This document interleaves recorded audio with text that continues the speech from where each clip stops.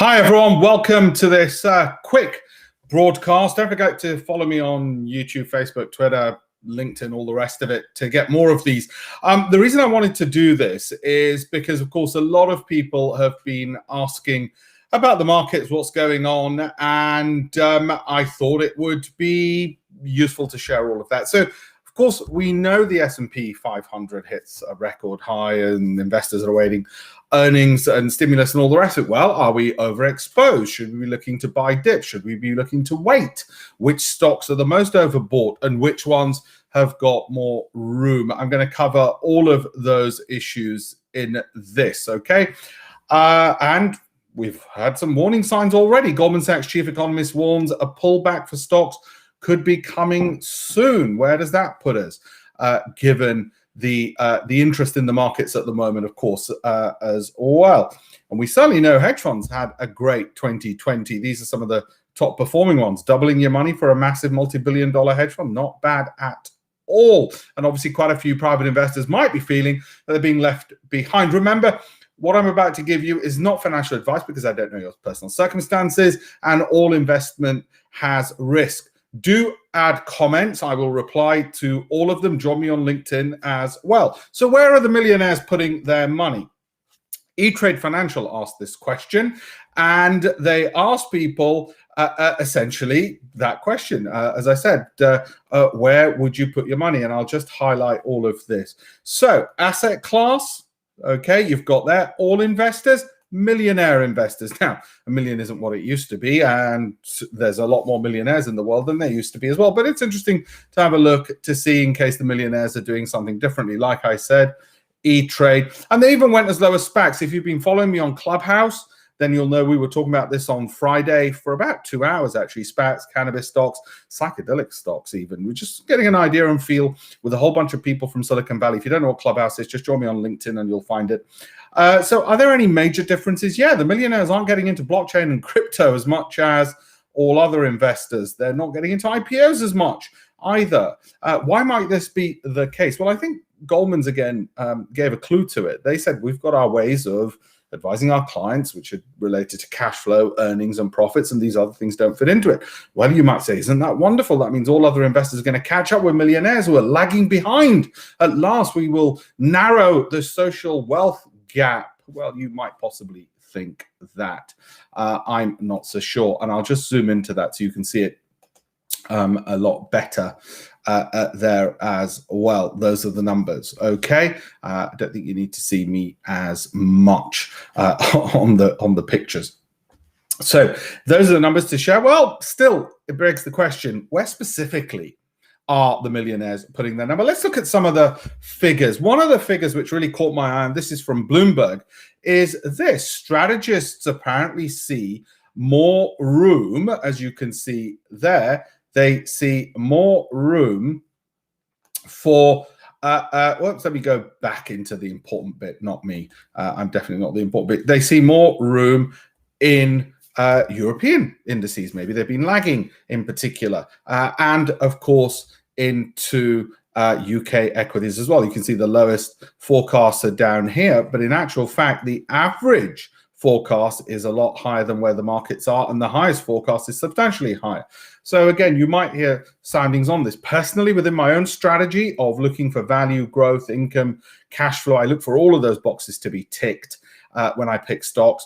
I am tactically happier to have more UK stocks than I normally would. I'd normally be heavily in more US high growth stocks. There's another reason we might want to look at the UK tactically within our overall strategy of picking good quality companies, and it is this: the vaccination doses administered per 100 people. The UK being further up the chain in terms of vaccination should technically, theoretically get back to some form of economic normality that much sooner. Will that actually happen? Well, it's a tough one. Will it happen? Will it? Won't it? What I would say is there's a lot of reason to suppose that based on this, that, yeah, that should happen. If you're, I mean, just think about it logically. So that's another reason for UK stocks. Of course, a lot of UK stocks are international in nature, but it's at least one reason further down the line to be bullish on those. Also, a stronger economy. This is this shows small caps in a stronger economy. Certainly for 2021, IMF, everybody else agrees it's going to be a stronger economy, should benefit small businesses. So small cap stocks outside the really big giant ones, which did so well last year, should tend to outperform. Okay, they should tend to outperform. All right. And therefore, tactically, I will look more at some of the smaller cap companies as well. In particular, in case you're wondering how I do all of that, I have a big fat database which goes through a whole bunch of things. And then it also examines smaller caps. So I will give a bias towards the smaller cap end. Tactically, strategically, I still want to look at value, growth, income, cash flow, performance, volatility, returns, outperformance of the market, a whole bunch of other factors. But tactically, yes, I'm willing to look at smaller cap and UK, as well as, of course, my usual US stocks. One thing I don't do, and this is from JP Morgan, I hope you can see this full on dip here. Right, there we go. You should be able to see this full on. I think my screen's showing something different perhaps to yours. What this is showing on here at the moment is which asset class won. And as you can see, there isn't a pattern, right? What's done in gray is asset allocation, which is what most asset managers recommend. Why? Because what they're essentially saying is that we don't know what's going to win, so you better pick a bit of everything. And you might think, well, surely it's the job of JP Morgan or Goldman Sachs to know what's going to win. And if not, at least make it win. You know, we've heard on TikTok, after all, there's a lot of market manipulation, so surely that's what's going on and they can make things win. Well, actually, no. So what they tend to do is pick a bit of everything and end up somewhere, well, look at that, lo and behold, somewhere in the middle. Okay, and that's because they don't have a crystal ball. All I'm saying is I equally don't try and guess if next year it's going to be large caps yet again. I doubt it, because guess what? 3 times in a row, not very likely. Do they tend to do incredibly well? Well, you know, you might find patterns in this. You might say, well, if it's been a large cap winner, then the next year it isn't so much. Well, I'm not sure that's the case either. And you can see the average over here. Okay, and yes, large caps are an important part of mine, but what I can see from here is that I don't tend to pick by capitalization. I will pick by what's called a bottom-up approach, valuation of the company, growth, income, cash flow. Not, oh, it's a large company, therefore I'll buy it. That doesn't make sense. Oh, it's from this country, therefore I'll buy it. That's just racism. Or, oh, it's in this sector, so I'll buy it. Well, that's pretty narrow-minded. So I don't do what's called top-down. I do very much bottom-up, looking at the specific companies. However, let me give you a cautious warning about this. And a cautious warning is this. Whilst I said small caps are geared to do better in 2021, there is a problem. Small caps versus US large caps, for instance, they're highly correlated to each other. And one means they move in lockstep. So if one goes up $1, the other goes up $1. On the whole, they do tend to be largely highly correlated. Okay, so you're not getting a diversification benefit thinking, oh, I know, I won't put all my eggs in one basket of large cap stocks. I'll put some in small caps. Guess what? They're more correlated than you had thought. Equally, I get people saying to me, oh, Alpesh, but what about across sectors? Don't want to put it all in technology companies. Let's have sectoral diversification. Sounds very intelligent until you look at the data. Look at the data, not your biases, and you find actually cross-sector correlation very high. You're not diversifying as much as you thought you were. Even across countries, we know this. So as well, because when the markets go down, even worse, and I wrote about this in my Financial Times columns and in my books, which is when the markets fall, which is when you really need diversification, because the markets are falling. After all, when the markets are rising, we don't want diversification. We want everything to move in the same direction upwards. When they're falling is when we don't want all our eggs in one basket. Guess what? Correlation increases on the downside. Most people don't realize that. So you're not as diversified and as safe as you think, which is also why I have my bottom-up approach of picking resilient companies. Because when things fall, it doesn't help me that, oh, it's okay, I've got things in different sectors and different countries. Everything falls. So I make sure my companies have lots of cash flow, Isn't that important? Just look at the bankruptcies on the high street. Mine have got cash flow, low valuations relative to their profits, earnings growth, and so on. And let me give a specific example, which is in the news. This is not advice to or a stock pick. I don't own this stock yet, but I reserve the right to do so. Let's look at Boohoo Group. Okay, it's very much in the news. It's been buying up high street retailers, basically making them virtual. Is it a good pick? How would somebody like me analyze that? What would I do? Okay, so let me share with you what somebody like me would do. I'd look at the valuation, the revenue growth, the dividend growth. I don't just look at one of those things. I don't say, oh, I'll just have a value fund. I'll just have a growth fund. Why would I ignore other very important, relevant information? I will compare it to a global group of companies. Why would I just compare it only to companies from a particular country? You might say, well, that's not fair. You're comparing it apples and oranges. That's right. If oranges are better than apples, then I want oranges.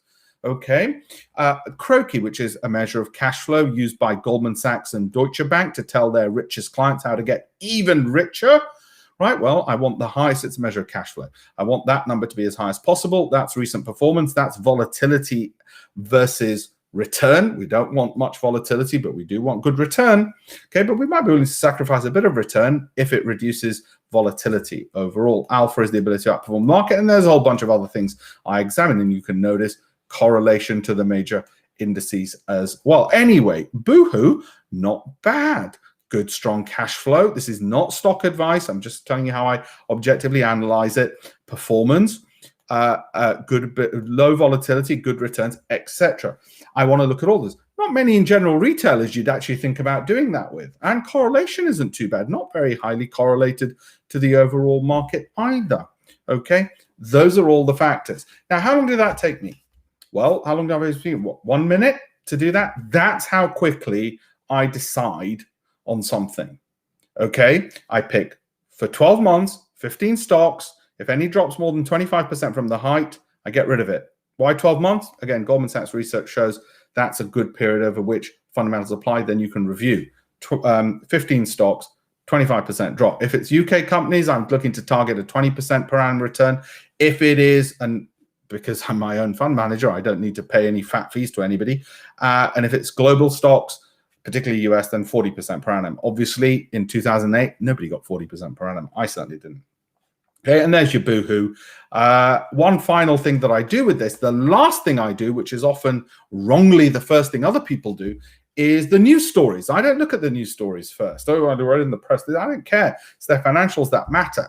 It just so happens the news stories seem to be okay. So that's fine. I will also look at its price chart and that particular thing. Each one of these bars is 1 month. This is the last thing I do. It is the least important of the things I do. I just want to make sure, I won't get too technical, that this is relatively low and rising, and that it's not too high and peaked like here. It is a measure of momentum.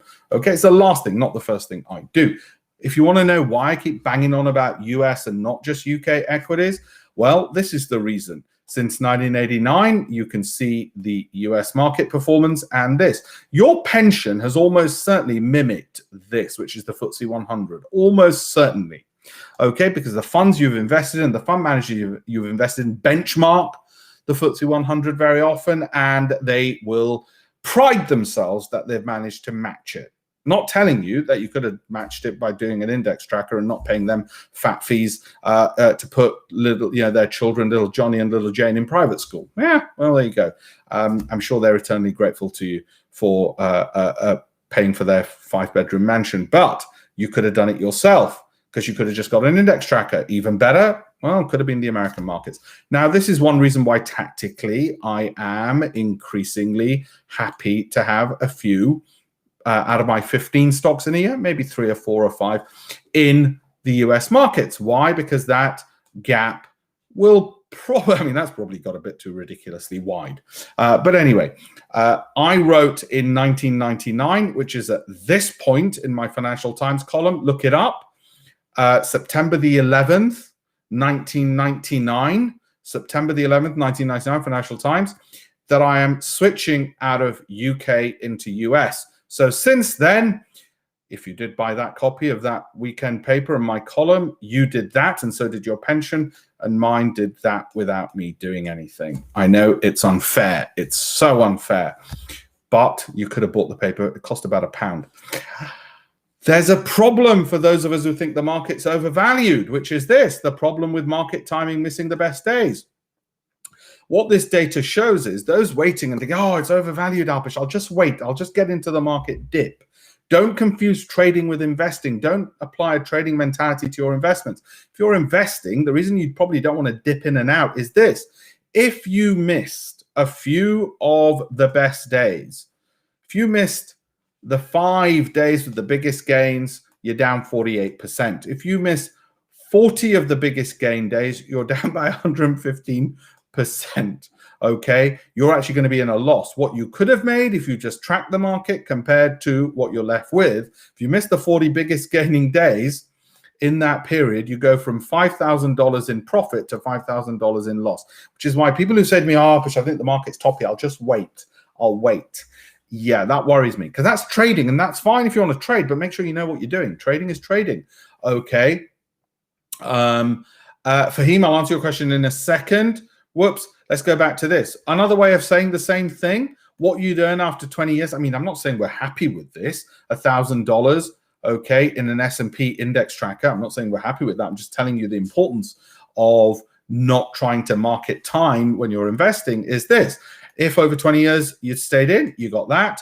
If, however, you missed 5 of the best days, you only got that. And if you missed 20 of the best days, well, you only got 1,000. So guess what? The guy who just sat back and did nothing and didn't even look at the market, sat on his backside, okay, did nothing, lazy person, right? Lazy and stupid person, made more money. How often do you see that happening? You say to yourself, God, I went to the best universities, best colleges, and that guy's a billionaire and he's dumb. This is one of the reasons why, okay? Smart people tend to think they're too clever and fiddle, and they end up in fiddling, missing some of the best days. It's also, incidentally, one of the reasons why women tend to make better investors, according to research. They tend not to fiddle as much, and therefore they don't miss some of the best days. And there you go. You might say, well, it's that person made it accidentally.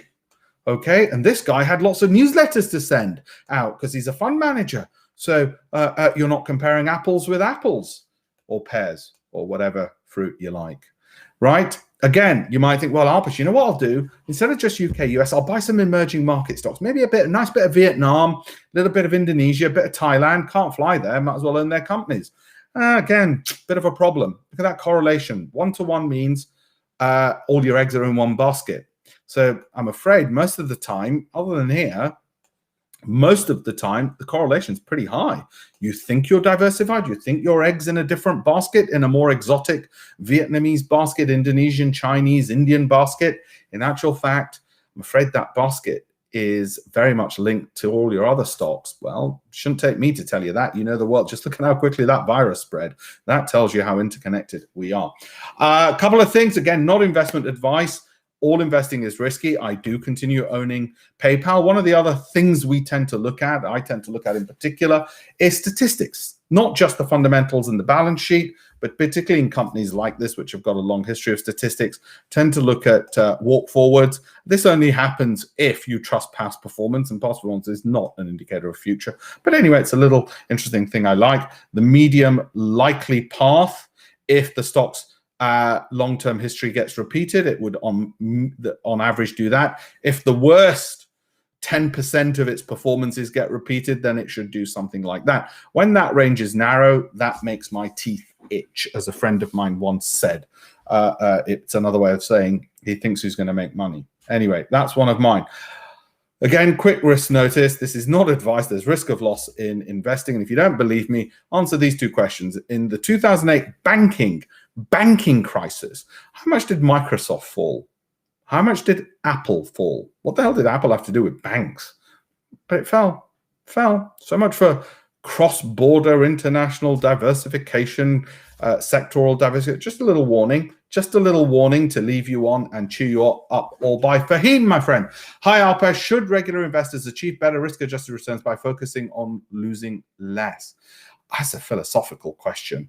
Yeah, in a way, what you're asking is this. Look, when the market's got, everybody's a genius. on Robinhood, when the markets go up, everyone's a genius because they mistake leverage for genius. Never do that. So they're double geniuses. It's when they go down. It's not about the money you make. It's in the money you keep. So you're right. Focus on not losing by having resilient companies. But we don't just want to do that alone. Otherwise, we put it all under the mattress, and that won't give us gains. We still need the upside gains. So you want the kind of companies which won't fall as far but will rise more. What's my opinion on a good annualized return for a regular investor investing in individual stocks by doing their own research? Doing their own research or learning from me and then doing their own research. Somebody who doesn't have a, well, I'm going to rate myself. I think the books give me enough credentials. I'd say the average regular investor probably beat the index slightly. That's probably a good guess. However, if they've learned from someone and some of the things that I've taught, I'd like to think, well, you know the numbers, Fahim, because you've been achieving them. What should we say? 40% per annum on a buy and hold 12 month? You put a number in. You know what you've delivered. We haven't arranged this. But, you know, so it depends on the education. The education, of course, as we know, is the best return on investment. Right, guys, and for you, my friend, sorry, I've got to go now because I've got a whole load more to do and analyze and research. It's exciting times. Thank you all for being on. Don't forget, follow me on whatever, Facebook, LinkedIn, Twitter. Have a look at alpeshpatel.com, alpeshpatel.com, because on there you'll find a lot more free resources, and of course my YouTube channel where I'll do more of these as well, and on my LinkedIn. Thank you.